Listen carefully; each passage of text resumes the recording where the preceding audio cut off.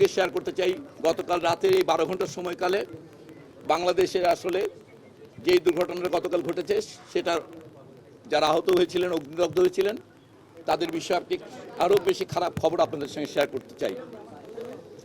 ইতোমধ্যেই আপনারা জেনেছিলেন, গতকাল আমরা যখন বলেছি যে এখানে দুটো হাসপাতালে অনেক বেশি সংখ্যক আহত অগ্নিদগ্ধ বাচ্চারা আছে। একটি হচ্ছে এই হাসপাতাল। এখানে গতকালকে আমরা যে সংখ্যাগুলো বলেছিলাম, খুবই দুঃখজনকভাবে গতকাল রাতে আরও 8 জনের মৃত্যুর পর এই সংখ্যাটি এখন এসে দাঁড়িয়েছে 10। কম্বাইন্ড মিলিটারি হসপিটালে ভর্তি আছে, আমাদের এখানে ভর্তি আছে এখন এই ন্যাশনাল বার্ন ইনস্টিটিউটে 42 জন। কম্বাইন্ড মিলিটারি হসপিটালে গতকালকে রাতে আরও 3 জন ভর্তি হয়ে এখন ভর্তি আছেন ওখানে 28 জন।